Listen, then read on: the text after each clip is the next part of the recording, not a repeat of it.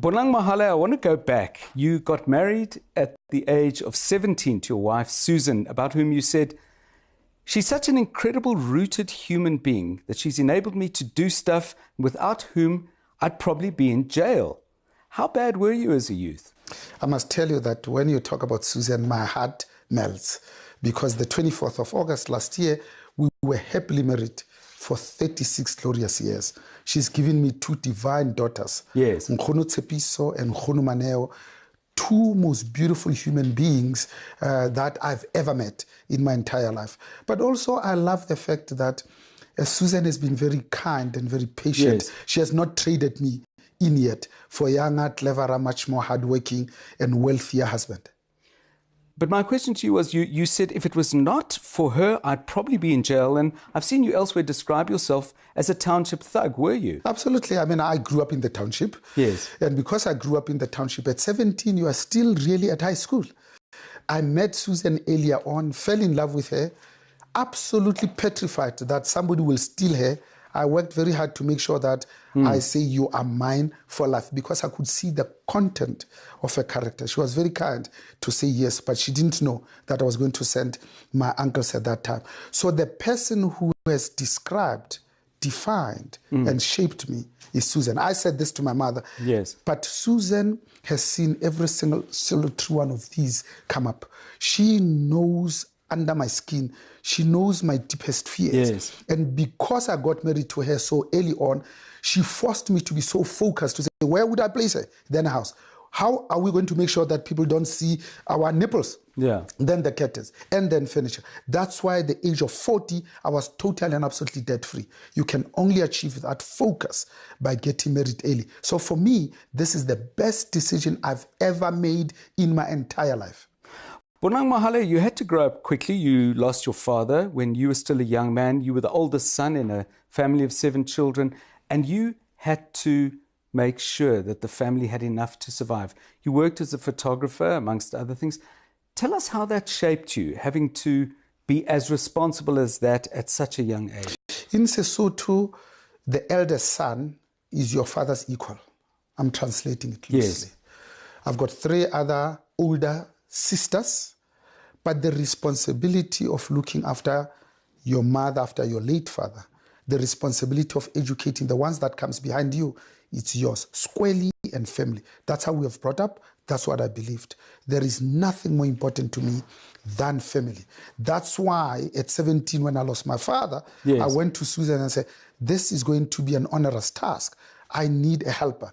Please help me so that together we can do this. We have discharged that responsibility with distinction. Early on, 1999, we bought my mother a house in a white suburb. Yes. 3 years later, we bought her parents a house in the same suburbs. But before that, we ensured, as is our moral obligation, that all the ones that come behind me are adequately educated to their heart's content. Yes. And that responsibility was Susan's and mine. So you learn very early not to be self, but the other-centered, to do things to improve the quality of lives of your own kith and kin before you save the world. You said, Bonang, that you are driven by a fear of poverty. Is that still a force in your life? And if not, how has your relationship to money changed? Yeah, absolutely. My relationship with money is very simple. It's respect. Because if you don't respect money, it will not respect you. Oprah says, if you don't know who you are, then money will define you. Today, we find a leadership that is defined by things, by accumulation, by greed. Whereas the way we were brought up, money is simply an enabler. It will make you the better quality human being that you are. So for me today, I'm still fearful of poverty because I know what it is like. I've been there. I'm sure we could learn stuff from your own journey as a business leader. I always got a sense from looking at your CV that you weren't just interested in position, but you wanted to have power. You didn't just want the office, you wanted influence. And I'm interested to know how often you encountered in established white business people who felt that just you being there was sufficient change. Box ticked. We have a senior black executive. And did you have some difficult conversations to make it clear, actually, you know what, I'm not just here, I'm here to do things, but more importantly, I'm here to change things? John, all of the above. Because we're the first crops of senior executives. I became a managing director of the world's biggest and oldest elevator company, Otis, in 1996, just 2 years after democracy. But I'd spent 11 years as a general manager at that time. We knew at that time that if we mess it up, yes, our detractors will say, you see, that's why we don't trust in black people. That's why we don't want to give them responsibility.